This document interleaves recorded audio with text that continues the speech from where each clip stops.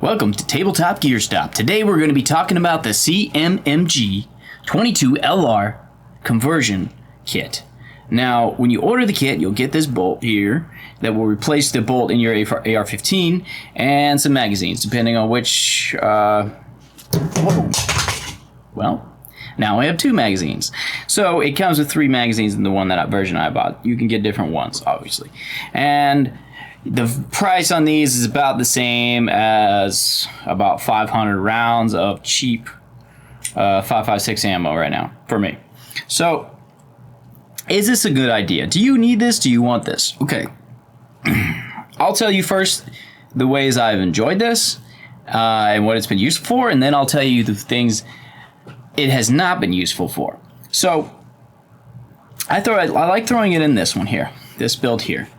I throw it in, I take the bolt out of here, put this one in, and it does run pretty good. And I can kind of warm up before I start throwing all of my 5.56 downrange. So I kind of like that. Also, if I'm inviting somebody to the range, they're much more likely to be comfortable shooting this, if they're not a gun person, that is, with this rather than with the loud noise that a normal 5.56 generates. So it's a little bit fun in that way. It is really not fun in the way that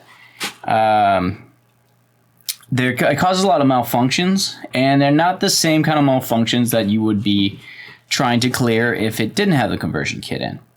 Let me grab that magazine off the floor and I'll tell you what I'm talking about.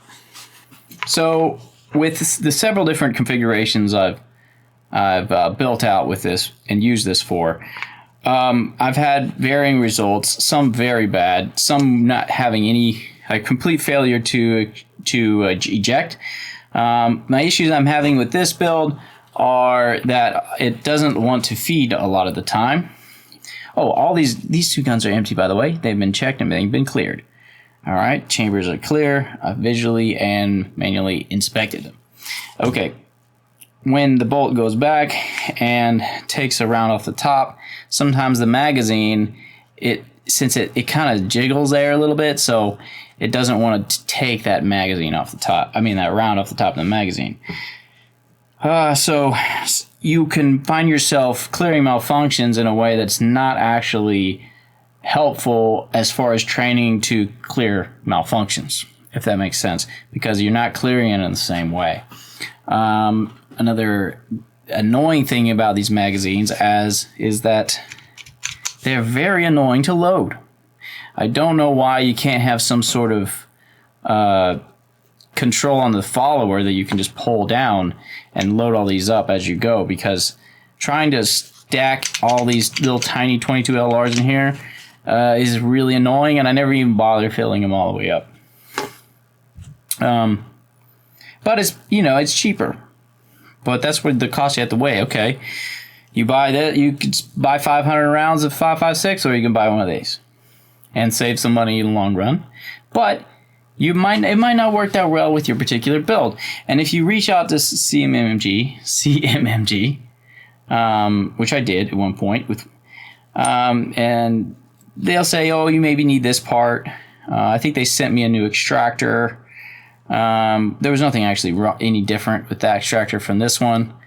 They say, oh, use this other ammo. Well, when I put this in a different gun, I didn't have any problem with that ammo anymore.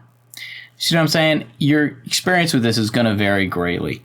So that gets me to the biggest issue I've had with this, or I should say, my most negative experience with this, because I don't necessarily think this is a bad product. I think it's a great product, and I love that people are trying to make this sort of thing.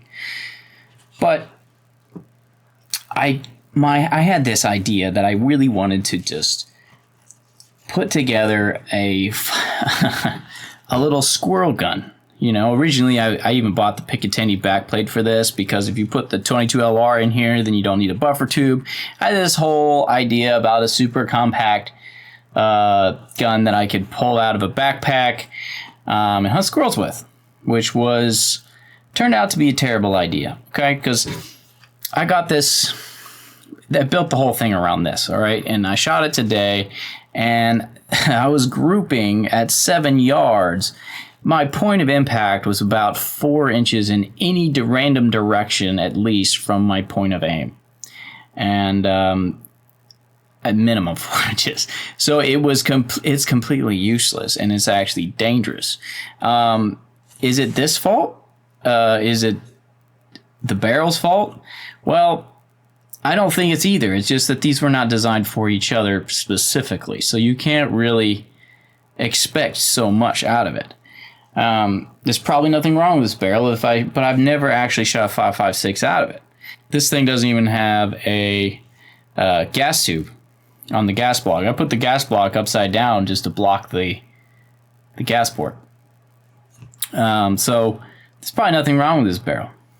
But I have no desire to have a 7.5 inch 5.56 gun. It just doesn't make a lot of sense to me. So this barrel is going to go on eBay, and I'm going to convert this upper into an AR-9 because they're literally throwing rocks is more accurate than that gun is. All right, and something else is more accurate than that gun. A $20 single shot airsoft gun off of Amazon is more accurate than this gun. This one's fairly accurate, but I wouldn't hunt anything with it. So it's really, what are you training for? You know, if you're not getting the exact point of impact that you would out of your normal gun, if you're not clearing malfunctions the same way, if you're not dealing with main recoil the same way, is it just like getting an airsoft gun with the same setup and running it? You know, should you just get 500 rounds of ammo instead? That's up to you to decide. Anyway, if you've had a different experience with these, or maybe you've had similar experiences, let me know in the comments. And I will see you another time.